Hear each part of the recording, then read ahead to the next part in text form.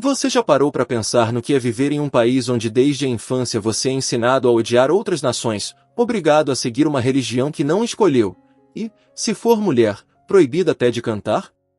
No episódio de hoje, trazemos um trecho impactante do podcast Inteligência Limitada, onde duas iranianas compartilham como conseguiram se libertar da lavagem cerebral imposta pelo regime islâmico. Elas revelam como foram educadas a gritar morte a Israel nas escolas, proibidas de dar as mãos a pessoas de outras religiões e impedidas de sonhar livremente. Mas mesmo com tudo isso, escolheram resistir. Assista agora esse relato impressionante de coragem, resistência e liberdade, e entenda por que elas decidiram recomeçar a vida no Brasil. Eu queria saber, passar a uma curiosidade de como que vocês vieram parar exatamente no Brasil. Por que o Brasil? Vocês conheciam alguém? Não sei, porque assim, era uma pergunta que, por exemplo, a gente fazia pro meu avô, né? Sim. Tipo, a família dele foi inteira para os Estados Unidos, a gente falou, como assim? O que você veio fazer aqui, né? Por que foi o Brasil, exatamente? Como que foi a saída de vocês de lá? O que motivou? Como é que chegaram aqui? Na verdade, depois de Revolução Islâmica, muitas artistas saíram do Irã como refugiadas iranianos, diferente motivo para sair fugindo do Irã. É bem político, sabe? Então, eles estão buscando lugares que têm oportunidade para crescer a arte deles, né? Algumas pessoas que tinham problemas graves com esse regime não conseguiram ficar lá.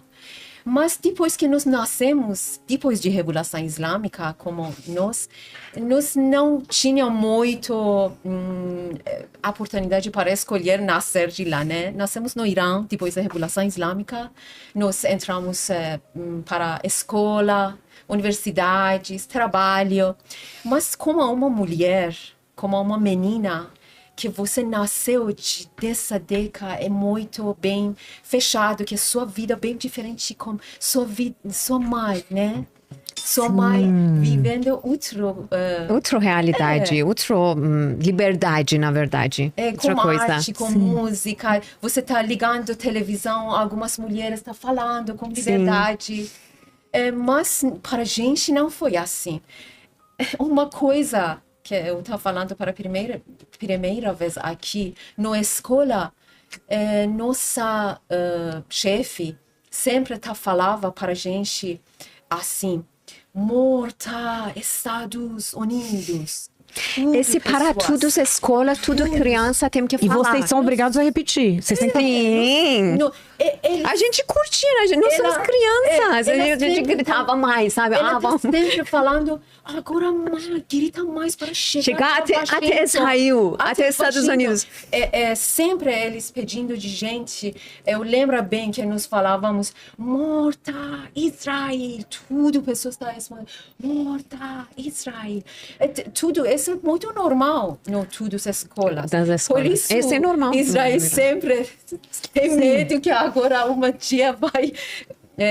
Sim, mas, por exemplo, mesmo assim, vocês não pensam assim. As famílias de vocês não aderiram a isso. Não. Aqui os pais têm muito medo de doutrinação em escola. E eu queria que vocês falassem sobre isso. De que forma que vocês, vivendo uma doutrinação tão pesada e tão brutal, resultam sendo mulheres livres que pensam diferente? Como que vocês resistiram e não sucumbiram ao que o regime mandava? Coisa, porque até nas escolas eles falam para a gente que nossa religião é melhor do que tudo.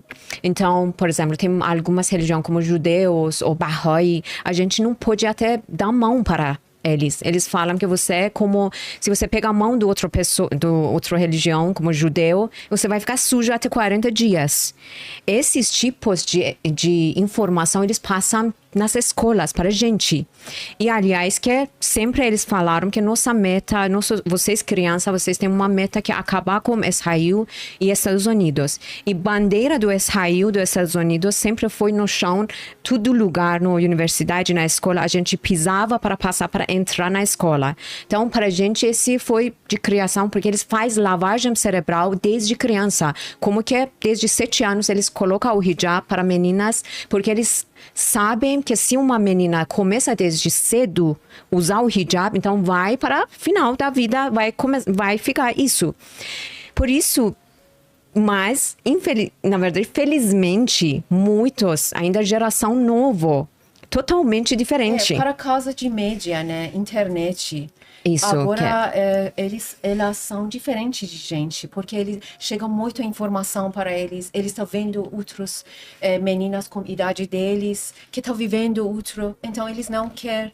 Também família, mãe, pai, sempre não vai obedecer que você, porque mãe e pai também não tem esse fé no coração, sabe? Tudo foi obrigatório para a gente, não é escolha de você. Islâmica, na verdade, religião para a gente foi de obrigatório. Entendi. Tipo, quase 1.400 anos atrás, que eles invadiram Irã, atacaram, eles começaram colocando essa religião de obrigatório, como eles casaram com mulheres iranianas e mataram vários homens nas guerras e casaram com mulheres. E depois eles colocaram porque se você casa com muçulmano, casa com mulher de outra religião, essa mulher tem que virar muçulmana, né? De obrigatório. Senão você não pode casar. Então eles fizeram tudo isso de uma maneira... Saúde. De uma maneira assim, de obrigatório. Então a gente nunca teve escolha para escolher, então, religião. Essa religião, você não pode sair da religião. Então, se você nasceu da família muçulmana, você tem que continuar até o fim. Tem pena da morte. Sim, então, isso. Então, já desde 1.400 anos atrás, que eles colocaram esse para a gente, existe até agora. Então, tem isso. Então, esse é o motivo que você perguntou de mim sobre sair do Irã. Depois que eu comecei a trabalhar, seguindo meu sonho, que sempre eu gostaria de ficar cantora, cantar, mas infelizmente mulher no Irã não pode cantar sozinho em público, mulher não pode dançar, vários esse tipo mulheres não podiam escolher. Então, sempre nós pensamos para sair do Irã, para realizar nosso sonho, para viver verdade, como que nós quisemos. Mas foi muito difícil, né? Depois que eu conheço meu marido, meu esposo... Conheceu onde? No Irã. No Irã. Em Teherã. Em Teherã. Muito rápido aconteceu que eu conheço ele. O pensamento dele foi muito perto de mim. Foi muito difícil no Irã, homem que deixam para mulheres que ficar buscando de todos os sonhos que eles querem. Porque no Irã meu trabalho foi diretor de cinema, fazendo filme, documentário, todos os meus colegas foi homem. Também eu cantava também back vocal do homem no estádio, em alguns lugares. Quando que ele conheceu ele sentindo que não gosto dessa mulher assim, né? Nós casamos muito rápido, não demorou muito para namorar. Casamos. Sim, porque é um acontecimento único você no Irã achar um homem que não é aceitar, que acha bonita a sua profissão, te admira, te apoia. É impossível. Você conseguiu um milagre, né? Tem homens que bastante apoia. Hoje em dia agora tá mais. Está melhorando bastante. Sim. Família dele, a mãe dele também muito cabeça liberta, muito aberta, estuda muito, a família dele também. Então, nos casamos, nós falamos com meu marido, meu esposo, que queremos sair do Irã. Também quando nos conhecemos, nós começamos a viajar juntos.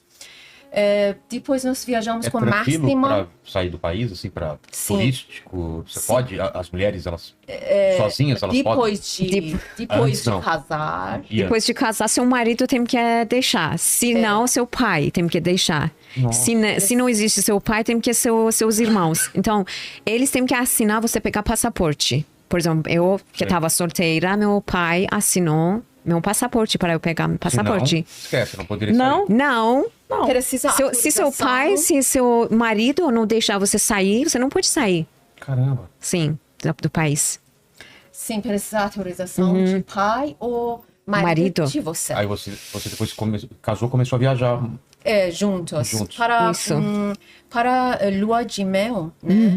Começamos a viajar para Tailândia, Malásia, é lindo. Singapura, vários lugares. Depois que voltamos o único lugar que nós não vamos com minha irmã foi... Eles não me levaram. Eles não me levaram na lua de mel, gente, que desfeita. Fiquei tão chateada, nossa. Em todos os lugares, ela ficava com gente. Todo lugar, é verdade. Sempre. Aqui você sabe como chama isso, né? Segura a vela. Já ouviu isso? Não. Você ficava segurando vela. Vela, né? Eu tava segurando tudo. Então, depois nós viajamos juntos. E aí, depois de viajar, começaram a ter essa ideia de mudar de país? Sim, sempre pensamos, né? Porque, eu falei, porque nós não podemos viver normal. Aqui. A gente não queremos, né? Agora que tem vontade, Ali, nome meu esposo é Ali, tá cuidando de gente com confiança dele, para mim é muito importante, né? Ficar com ele. Então, nós pensamos para sair do Irã. Ele, antes de casar comigo, ele viajava para o Brasil com a família Viajou, dele. 2009. Ele veio para o Brasil. 2009. Isso. Sim, ele viajava, ele morava na Austrália 2 anos. Sim. Passou 6 meses. Ele foi bastante lugares do mundo. Ele é muito viajante. Foi vários. Na África também. Poxa. Mas quando que ele veio no Brasil, apaixonou. Ele gostou muito do Brasil. Onde mês. Aqui? Ele falou Rio, São Paulo, Amazônia, vários lugares ali. Manaus. Foz do Iguaçu. Sul do Brasil também. Ele falou que o único país que quando que eu tô saindo, eu fico muito... Saudade também. Tava chorando. Sabe? Povo do Brasil, a natureza é bem diferente para ele. Sim. Ele falou que, Marmonis, vocês querem sair do Irã? Vamos para o Brasil. Eu acho que lá, se eu estou pensando sobre outros países que eu ficava lá, eu sinto que lá é bem diferente. Nós podemos, você é Máxima, podem fazer algumas coisas diferentes lá. Eu sou cantora, ela é dançarina. Nós podemos apresentar nossa cultura para brasileiras. Tinha problema lá também ou não? Não pode. Não pode. Mulher não pode dançar, não pode dançar. Dançarina num lugar que não pode dançar, ou seja, tem que sair mesmo. Cantar, só pode cantar se for back vocal de homem. Se não ficar aparecendo, não pode aparecer no palco. Seu voz é proibido. No rádio também é. Mas não pode cantar como solista. Como solista. No coral. Entendi. E dançar é nada. E corpo, assim... Mexer corpo, movimento do corpo. Pessoas falando aqui no chat, pessoas falando, pra elas virem pro Brasil, tava muito ruim lá mesmo, hein? É que eu acho que as pessoas não fazem... Eu repito isso sempre, as pessoas não fazem ideia do que é um regime islâmico. Não fazem. As pessoas reclamam, com razão, eu reclamo, inclusive, que aqui você tem menos direitos para as mulheres, você tem opressão religiosa, você tem tudo. Mas... Não tem nem comparação. Não dá nem para começar a comparar. As pessoas aqui, acho que... A gente reclama porque as pessoas têm que lutar, mas a gente aqui não conta as nossas bênçãos, a gente não é grato pela sorte que a gente tem aqui. Isso eu sempre falo. Aqui no Brasil tem bastante problemas. A gente também sabe, mesmo que a gente vem desse lugar, mas quando que você estuda, você já vê, você convive com pessoas, você sabe como que tá o sistema, como que tá o Brasil. Tem muitos problemas, mas eu sempre falo, Brasil tem um potencial gigante para crescer, para melhorar e tudo. Eu acho que o povo pode fazer coisas aqui. Vocês têm... Eu acho que pessoas não sabem o que tem aqui. Exato. Pessoas não eles sabem. Não sabem direitos que eles têm. Eu acho que esse que eu acho que pessoas têm que saber. Como estudar. Por exemplo, estudar sobre seus direitos como cidadão do Brasil. Vai lá, estuda seus direitos como é. E vai lá, grita meus direitos. Eu quero essas coisas. Sim, vocês têm liberdade para isso. Sim. E também uma coisa que acho que aqui se subestima. Eu estava conversando com um amigo que faz muitos negócios com o Oriente Médio esses dias. E ele estava falando da questão da liberdade econômica. Porque aqui, o ambiente de negócios, você é formada nisso, é o ambiente de negócios. Você tem favorecimento do governo? Tem. Mas quando você vai para uma teocracia islâmica, não existe ambiente de negócios. Quem ganha o negócio é quem o cara mandar. Exatamente. Mesmo em lugares mais abertos, como no Catar, nos Emirados. Não é a questão de não falar. A questão é que toda a sua vida econômica e financeira depende dos laços de amizade com o regime. E aqui no Brasil não é bem assim. Não. Isso que eu quero também deixar claro, o regime deixou esse para o povo bem claro. Se vocês contra do regime, vocês são contra de Deus. Por isso, quando que uma pessoa fala contra de regime, vai para execução. Nossa. Por isso que tem muitas pessoas, tem fila de execução. Porque eles estão só criticando o regime. Então, por isso a gente está falando, estão falando sobre direitos humanos, porque um sistema ditador que ele acha que vem de Deus e o povo tem que obedecer tudo que ele está falando, Ali Khamenei.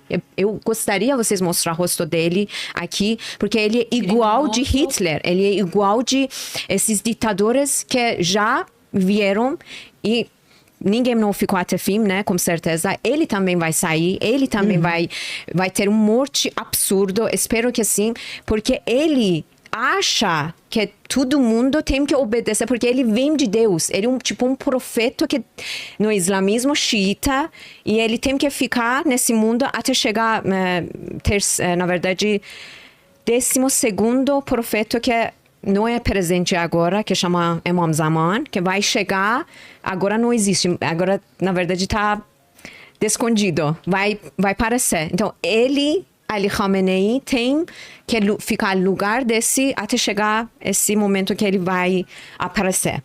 Então, por isso, nós, quando que falamos sobre o regime, estamos pela morte, temos pena da morte, sabe? Então, não é só sistema, não é política, nada. Eles colocam você diferente de outras leis, regras que eles colocam, sabe?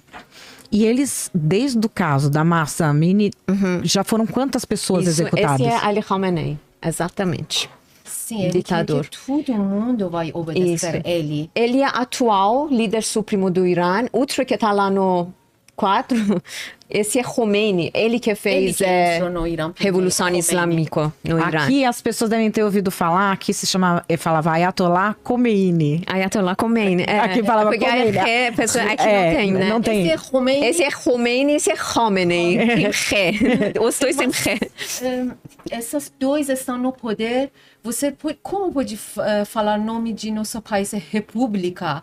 Quando que esses líderes supremo que manda tudo.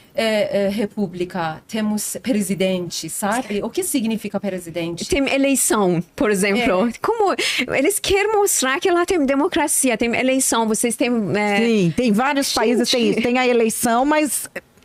olha a bandeira. Bandeira que é para sempre... Para eles, muito importante, esse Allah só. Essa dentro de essa bandeira. O relato dessas mulheres iranianas nos faz enxergar como a liberdade que muitas vezes tomamos por garantida pode ser, em outras partes do mundo, um sonho quase inalcançável. Mesmo cercadas por uma doutrinação opressiva desde a infância, elas escolheram pensar, questionar e lutar por uma vida onde pudessem ser quem realmente são. Que esse testemunho nos inspire a valorizar a nossa liberdade, a denunciar toda forma de opressão e a nunca silenciar diante da injustiça. Se essa história te tocou, compartilhe. Que mais vozes como essas possam ecoar e despertar consciências pelo mundo.